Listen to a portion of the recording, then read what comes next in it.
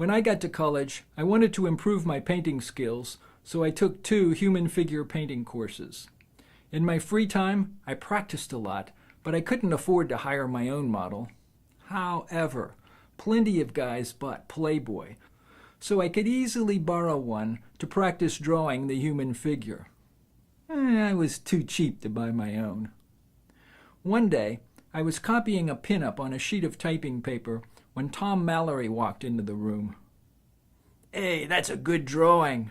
You want to sell it?" Sure, I said. How much?" $3. Sold." Tom bought a frame at Woolworth's and hung it on his wall. He told the other guys, "If you got class, you hang art on the wall, not pictures cut from magazine pages." Well, this was the beginning of a small business for me. After I'd sold 5 or 6 pencil nudes, I decided to do one in oil paint. When I'd almost finished, Bill Stone saw it. "Hey, that's a great painting. You want to sell it?" "Sure. How's $30 sound?"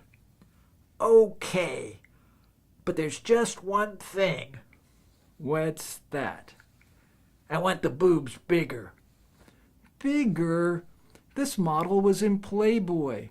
Her breasts are as big as they get."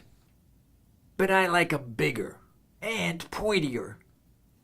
"That won't be very realistic."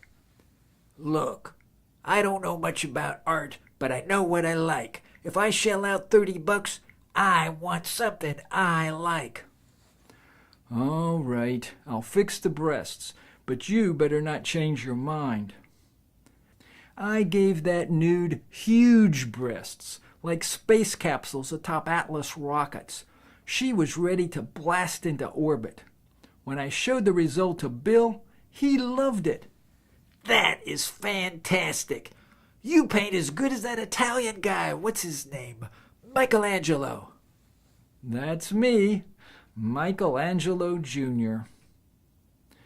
Bill might have thought I was a good artist, but I still didn't feel I had mastered technique adequately.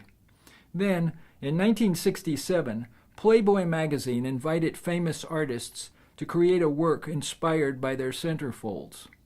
Many results were satirical, deviating considerably from the Playboy standard of airbrushed beauty. One that caught my eye was a painting by Alfred Leslie. The model was not smiling. She stood very stiff, like an Egyptian drawing or an early medieval statue, and resembled a stocky cleaning lady who vacuums offices or hotels. Realistic, except that Leslie had given her body a metallic color and sheen. I had a blank canvas, the dimensions of which were not the same as the photo in the magazine, so I had to compress the figure slightly. But the compression was insignificant, and I really liked the final result. This unusual pinup hung over my bed in the college dorm for the next few years, and lots of guys gave me a hard time about her. "You think that's beauty? What's the matter with you? That's the worst one you ever done."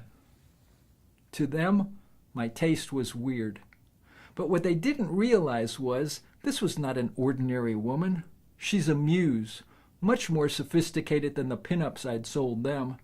And in 1967, this muse told me that I had acquired technical skill. I was ready to create original art.